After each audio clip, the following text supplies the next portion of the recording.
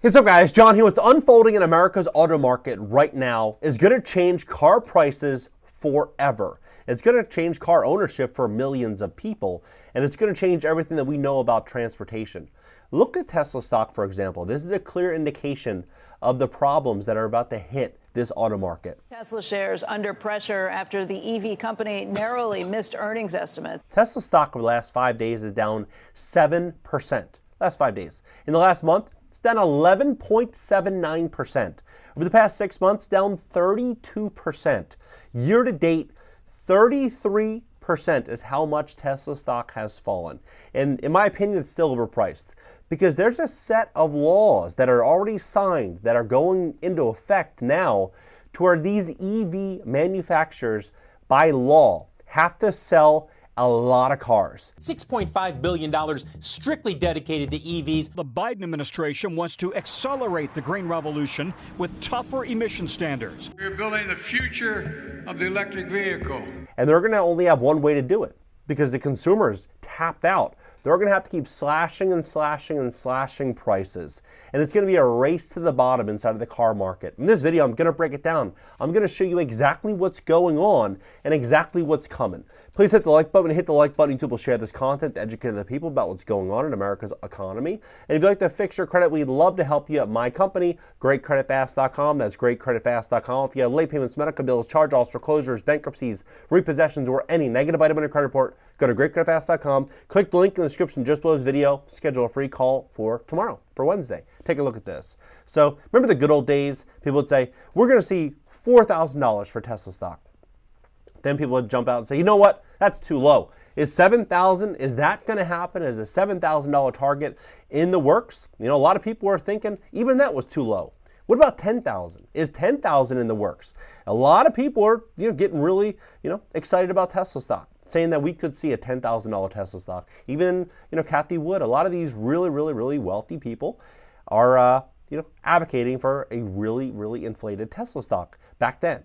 But now what's happening is Tesla shares plunge far more than expected. It just came out, a couple hours ago. Then, all throughout the madness in 2022, when Tesla stock was almost at all-time highs, back then they were, in 2022, you're looking somewhere in the, depending on when, he was liquidating all throughout here, but, 300, 328, even 361, Elon was liquidating stocks all throughout the year, pulling tens of billions of dollars through, these stock sales. Some were saying, it's for tax reasons. Others were saying it was to buy Twitter, whatever the case may be.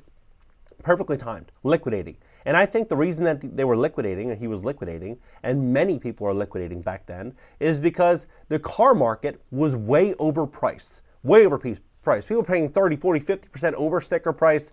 They were, they'd go to a dealership, they sign the dotted line, and they would basically get a car, no money down, and they'd get 125% loan to value on that vehicle and drive it off the lot. Right? It was an absolute mania, absolute mania. Now things have changed. Used EV prices fall much faster than gas cars according to IC Cars.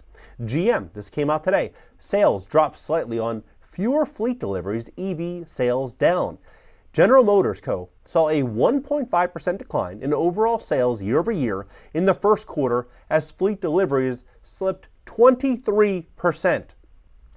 The average American right now is upside down on their vehicle. Look at this. Now the average amount consumers owe on an upside down loan is at a record of $6,064, right? This is before the bloodbath really started to even, kind of start here. Presently, 100 million Americans have an auto loan. The average auto loan is 60 months, a 5-year loan, right? Most of these loans were taken at the all-time high. At the all-time high. Most Americans that have a car loan, unless they're just, at the very edge of it or, about to pay it off, are upside down, right? There's a lot of problems. And what do people do when, we walk into an affordability crisis like what we're in right now?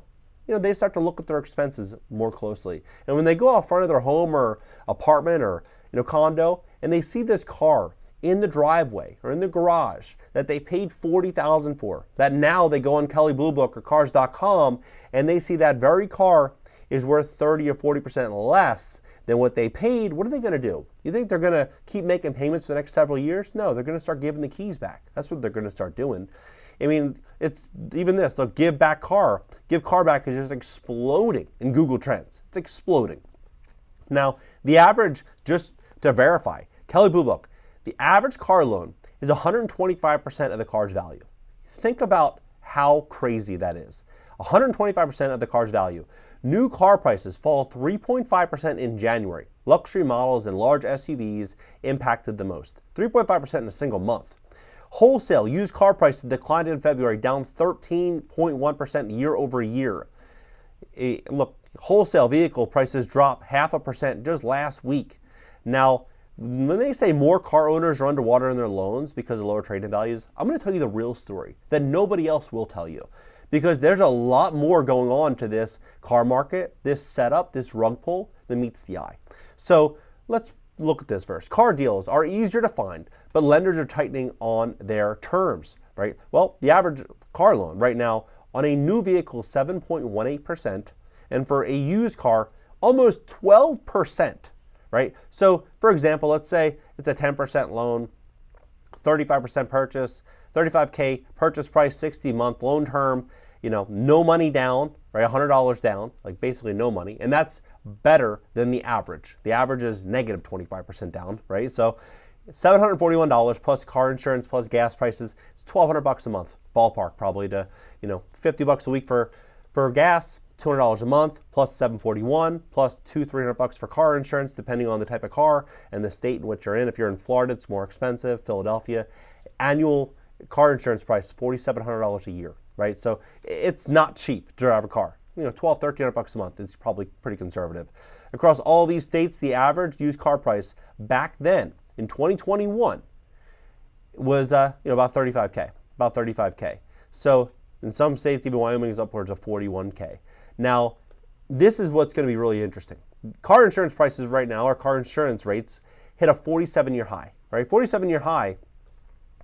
The cost for an electric vehicle to insure, it costs $337 per month on average to insure an EV. $337. But the price changes dramatically based on the model you choose. The cheapest EV to insure is the Volkswagen ID4, is just $241 a month. In 2007, the average car payment in America was about $350 a month, right? $350 a month. Now, that's car insurance for an EV. Yet real wages have barely moved. It doesn't make any sense. But what I find very fascinating is all these new laws that are coming in. So, for example, Biden finalizes crackdown on gas cars, forcing more than half of new car sales to be electric by 2030. To me, what that means is it's going to get more expensive to service gas cars. Gas cars are going to be harder to come by. Manufacturers are not going to continue to manufacture these cars that, are simply, they're not going to be able to sell them, right? They're not going to manufacture gas vehicles in the future like they were in the past. Meaning it's going to get more expensive to maintain it. It's going to get more expensive to get parts on it. It's going to get more expensive to get oil for these cars. Everything across the board is just going to get more and more and more expensive, right? So what is that going to mean? It's going to mean those prices are going to continue to fall. And what is it going to mean for the electric vehicles? Those prices are going to continue to fall as well, right? So President Biden has long vowed to build 500,000 electric vehicle charging stations in the United States in the next 5.5 years. The big question is, who the hell wants to sit, if you ever had a Tesla, who wants to sit for 45 minutes inside of a mall parking lot or inside of some fast food restaurant or a Wawa waiting for your car to charge? Who has time for that? I don't know many people that do. I've sat in those charging stations several times. I no longer have a Tesla. I used to, a long time ago. It was a horrible experience, right? But imagine if you're mandating that half of all of these vehicles be electric. The wait lines are going to be through the roof. People are not going to want to wait. And so what they predicted, which is so fascinating, this is 2017. They said why 95% of your driving won't be in your own car, right, in the next 5.5 years. And they said the period of massive disruption, you cannot make this up.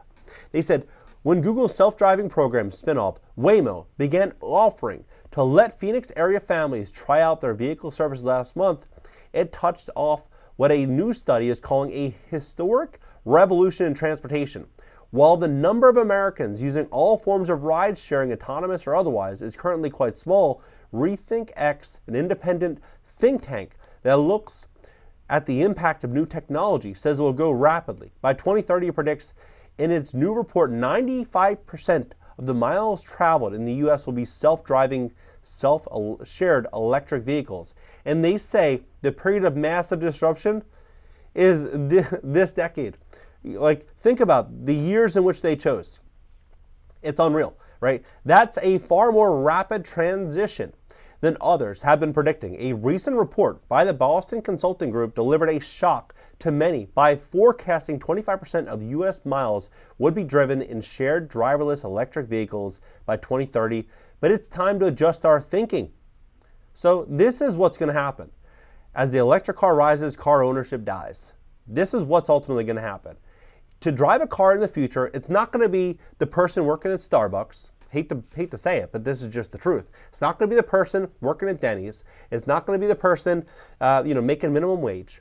That's what it is now. Driving a car right now is everybody drives a car, right? In the future, it's going to be the high earners. It's going to be the people that really have good, a really good, strong financial means. They have money in the bank. They're really, really rock solid financially. They have great credit. They are, positioned to where, it doesn't matter if they spend $2, $3, $4 a month on a vehicle.